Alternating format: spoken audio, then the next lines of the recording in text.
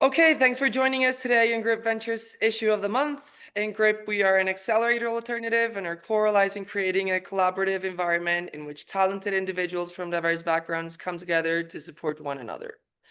We're here today with John Deschner, head of brands of Maximum Effort, which is an incredible and very inspiring marketing firm that was recently featured on Times Magazine cover as one of the 100 most influential companies. Congratulations, John. How about we get started on today's issue? Sounds Mar- good. Marketing and communications in response to cultural forces. John, please tell us, why do you think this is a very relevant topic right now?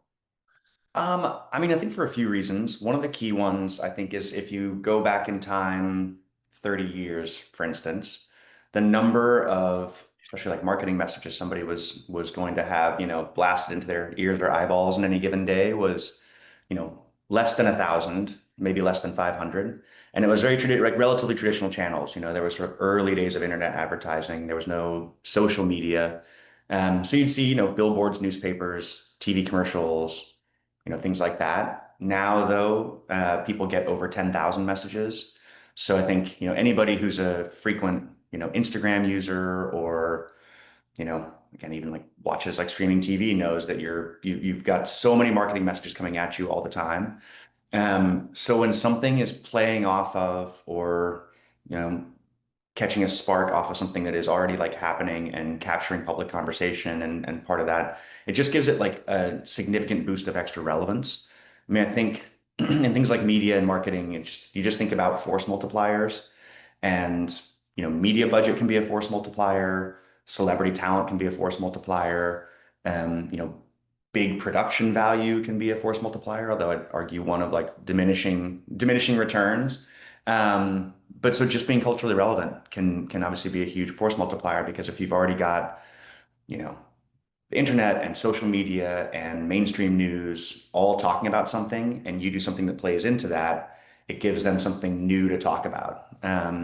I think it's also, if you do it well, which we sometimes do, you leave space for either the viewer or press to be the clever ones who create the connection or appreciate the nuance of the connection instead of just explicitly having to say like, hey, here's the joke, now joke, now laugh. You can just like you sort of leave room for people to have an opinion or again be like the clever ones helping tell the story, which can just be much more powerful and potentially much more powerful than something that's like, hey, here's a car, here's like three reasons this is a great car, here's where to get the car. So I think that's one of those key reasons, just it's another reason to talk about it. Now, the challenge of it is that generally it also means that your window of relevance is narrow.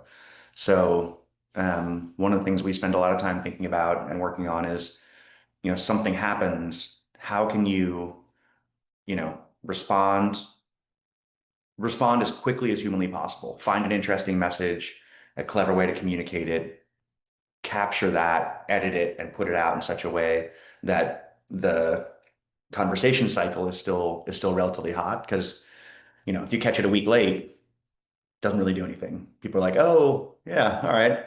Like I was discussing that. But that's, again, it's a significant challenge. So we've had times, even it's funny this week, something happened. We got in touch with some people who were like, sort of like might be relevant to it. And so even while we were discussing commercial terms and what we were going to do, we had people like in a van driving to where we were going to shoot, waiting outside. And then as soon as we got the yes, they were inside, cameras on, making it and immediately dumping it into edit so that it can launch fast. So anyway, so that it creates some logistical talent challenges, some timing challenges, but if you catch it right, the rewards can be significant. Excellent. That's a great strategy. So that's immediate acknowledgement. Super interesting. Okay. And how about what do you think about like how do you manage flexibility and adaptability? Because I think you have to be very strategic, right? I think you have to be a few things. I think you have to be like single-minded about, what's the value of this and what's the message? Why is it going to create the kind of like response, whether that's a conversational response or even like a consumer, behavior response. So you have to be very single-minded about that. You have to have a very clear stack of just a couple of priorities that like this is why we're doing it and what we're going to try to make happen. And then it's when I think about this, like in in sort of a more classical marketing, like if you were at Unilever or Ford, a lot of that is like you're planning 18 to 24 months in advance. Like we're going to do the Super Bowl in a year and a half's time.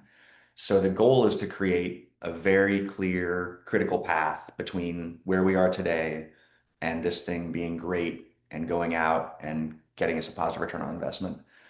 The way that we do what Ryan has termed fast advertising is it's a little different. It's almost more like you have to keep a bunch of doors open. And this is kind of like the entertainment industry works this way in some ways. Like people always have, 20 things kind of going and you're just waiting for the right moment where like the need and the opportunity and the like you get the right overlap and then you pause 19 of them and just make this one go. So it is adaptability, but it's also kind of like it's almost I think about it in terms of like uh like quantum physics where until the waveform collapses, there are infinite possibilities. This photon could take or will take every possible path to get from this point to this point. Um, but then as soon as you observe it and collapse the waveform, it took this specific path.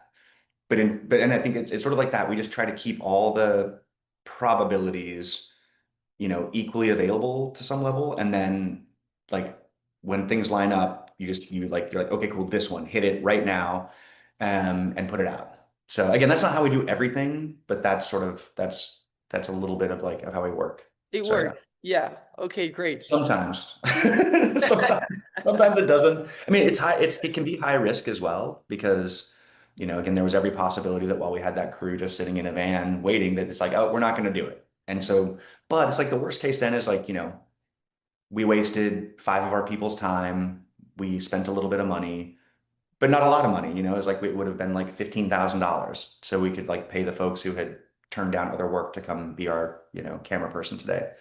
But Right. um, but it's worth it because again, when it hits, it can be so big that the rewards are just extraordinary. Excellent. And John, how about the ethical considerations? Like, I mean, how do you find the right balance between like, I don't know, getting humor and a good message and being very attractive and like uh entertaining without falling in that trap of being maybe like insensitive or like hitting stereotypes? Yeah, How it's do you like get all of that into consideration? yeah. I think especially when you're in that kind of reactive mode, that reacting to something happening in popular culture can very easily steer you toward uh, being somewhere between like snarky and downright mean. So I think like it's funny, we don't have a lot of formal stuff at maximum effort. A lot of like that, you usually in I mean, we're not a very big company, but in like companies will have, they'll be like, we have a mission statement and we have statements of values and we have like, manuals for how to do stuff. And we have some of that, but not a lot. But one thing we do have that's very clear is our mission statement, which is one of the only things that's on our website, aside from like some videos from 4 years ago, is that our mission is to bring people together in fun, smart, and unexpected ways. And the bring people together is really the key thing. Fun, smart, and unexpected is sort of the qualitative, like how we like to do it. But so for us, I think that means when something happens that is, well, like if something happens that was like tragic, we would never touch it in a marketing world. Um, like even this week, there was a guy named Joey Jones who played for Wrexham as like one of our legends, played for us in like our last payday. We're sort of in our new heyday, but like when somebody like that passes, who's been a part of the community and a part of the team and all that, like all we do is express gratitude and reverence. And again, our job is never to be like the loudest. It's just to pay homage to somebody who was. And so like it's very sincere, it's very straightforward for just human decency reasons. Um, I think the challenge, like when something comes up that is, maybe a little bit snarky, but definitely capturing like the public conversation. We talk a lot about like, is there a space here? Is there a way for us to do something that is unexpected, effective, but in no way like further immiserates the people who are maybe having like somewhere between a like tough week and a disastrous turn in their lives. So it's funny, I won't say the specific instance because it wasn't a huge deal, but like a couple of years ago, something happened and we were working with a big company and they were like, hey, should we respond to this? And we were like, and we jumped on, we all like brainstormed, we talked about it. And one person I work with who's absolutely brilliant came up with like the funniest thing. It was so funny. And we were all just like, oh my God, it's like just the perfect cut. And we put it out and it did amazingly well. It was like the most successful social media post from this relatively big brand ever. But a few months later, we're just like, damn, it was a little bit mean. And it wasn't a lot mean, but it was a little bit mean. And there's really no need to add to the pile of mean, in social media. So anyway, so I would just say like we start with that. Like, is there something we can do here that people will be able to like rally around and derive some either joy or sense of connection or sense of belonging, or even just like the ability to like, quietly chuckle together. And if there is, we'll take a swing at it. And if there isn't, then we'll stay out of it. Yeah, Uh, just like that's yeah. smart. So again, some of it is like I guess like it's the inverse or the opposite of like the Gretzky statement of like, you miss 100% of the shots you don't take. And it's like, but you also, have the good fortune of missing out on 100% of the controversies you don't jump into. So, so yeah. So I would say like that's it. There's a guided sense of value. I think there's also like, it's funny, people sometimes think that we are like very risky, like we have a high risk tolerance. The truth is we're actually relatively conservative. Part of that is because of, who my boss is. Like it's a very public figure and makes movies that you want everybody to see. So there's also like just like especially like you'll see us pretty much never as a company or as like a cultural entity like wade into politics because we all have like our firm beliefs and are all probably like politically active there, but there's no need in a marketing context from our perspective. There are people who do it very well. We generally will stay out of those things where it's like, if like 50% of people are gonna love it and 50% are gonna hate it, it's kind of a wash. Excellent. So it's basically being very smart into like getting there in time, but also being very smart, strategic, and conservative.